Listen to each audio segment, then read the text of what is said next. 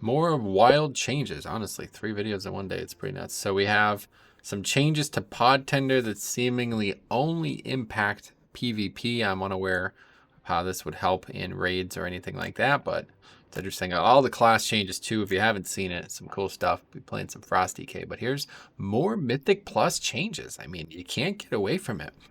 Mythic Plus Keystone Dungeons. Bosses now gain 30% increased health when Tyrannical is active was 40%. So, I mean, that's cool, obviously. Health, 10% health nerf effectively to every boss, I guess. I don't exactly know what percentage you would say that as, but that's a pretty sizable nerf. I honestly feel like Tyrannical is the easier week, at least for me as a tank. Outside of this necrotic week, I haven't had much trouble with Tyrannical, so I'm interested in seeing what this does. I'd be very interested in seeing if they could make a way to make Tyrannical a much more attractive week for groups. I would love to see that. And then a bunch of dungeon changes, so let's read those too. The other side, headless client melee damage reduced by 40% and discharge damage reduced by 33%. The Arf's mechanical jaws damage reduced by 33% and now prefers non-tank targets. That's pretty nice, actually. That's the AoE stun there. A Tall Eye Deathwalker melee damage reduced by 25% and Gushing Wounds is cast less frequently. So not the changes you're looking for out of the other side. We talked about this last week. I think it was 1 week ago that they made the changes to Necrotic Wake. I don't really know why maybe they just don't have time to make changes to all the dungeons at once. But yeah, not really what you're looking for on the other side. I'd really like to see the timer just be added to. I feel like you lose. We were talking about this on stream, actually. I feel like you lose at least 3 minutes just from running. And that's not really good when the timer's that tight. I don't know if they know something we don't. I have to say this. I said it in the last video too. Whenever you see a dungeon like that, especially early in the season where it's just like, you could literally fail to upgrade that key with no deaths.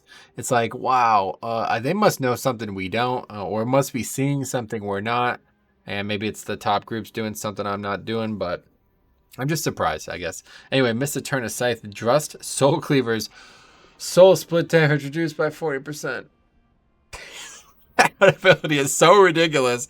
I don't understand why it did so much damage in the first place, but sure thing. And another one, similarly, Rotting Slime caused corroded claw damage reduced by 50%. So huge, same type of mechanic, just really, really, really hard hitting to the point where it's almost absurd. Like the melees and the rest of the abilities in the pack don't even come close to the damage that these two abilities did. So great changes there. Sanguine Depths. Chamber Sentinel's Severing Slice initial damage reduced by 50%. So that's the dude who looks kind of like Draven. He's like kind of a stone dude. Then you get close to him. He does the mechanics. It's a bleed. It also hits other players. So that's good. These stupid fire mages who are standing in front won't be getting hit now. Frenzied Ghouls cast Shadow Claws less frequently. I've never pulled these mobs in the dungeon, but that's good, I guess. I don't know. Don't know if that's a good thing. Insatiable Brutes Slam damage reduced by 21% and it casts less frequently. So that's pretty good. If you saw it last time we did Fortified Sanguine Depths, I almost died. Like got one shot by a slam. So that's pretty cool. The cast less frequently thing will actually be really big for Bloody K because the big problem was having good death strikes and CDs for each one.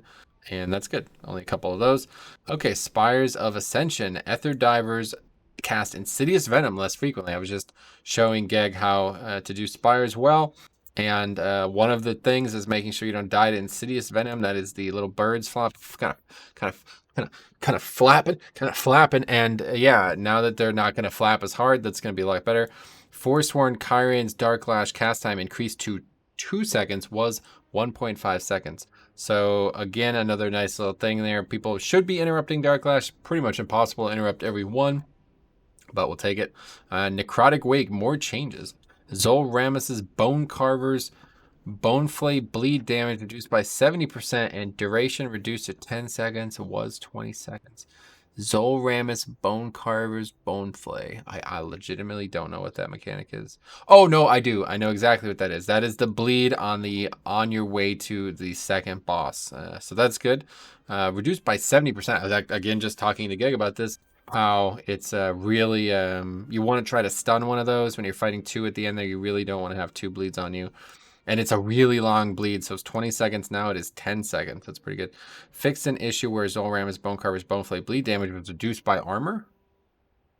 Okay, that might be a bad thing then. Skeletal Marauders cast Gruesome Cleave less frequently. That's the frontal that the giant dudes do, the ones that fear you less frequently. I mean, I don't know why they would need to do that. It's really not that big of a deal, but okay. Really, I must be missing something about Necrotic Weight because the amount of changes we've seen there. Okay, Theater of Pain. What is this? Unyielding Contender's Vicious Strike damage reduced by 20%. Unyielding Contender. Let's look that up real quick. I think, is that the boss? Oh, it's just one of the... Wait, is it? I actually don't know what this is, but sure. It's one of the mini bosses, I guess. An ossified conscripts cast Cruel Slash less frequently. Okay, we've noticed tanks in Mythic Keystone dungeons feeling pressure to spend more time running away and less time actually tanking than we'd like. In an effort to address this, we're dialing back the tank damage of a number of dungeon denizens who prove to be particularly painful. Thank you. Thank you, thank you. That's a very interesting comment to make. I mean, they're acknowledging the situation. Make a whole nother video on this whole kiting thing, but yeah, I mean, some of these are really brutal, right? Like some of these especially were just ridiculous. So interesting stuff. There's a lot more out there. I still don't understand how the dogs in halls have gone untouched, but I guess maybe next week. we'll see you guys next week for another one. But they also made a change to Vantis Rune. Now grants 100 versatility, which is a big jump. 40 was before, now it's 100. So not exactly sure how much verse percent that is, but pretty good. So thanks for watching. Let me know. I'm interested in testing this out. We'll be live tomorrow doing it. So thanks for watching. We'll see you in the next one.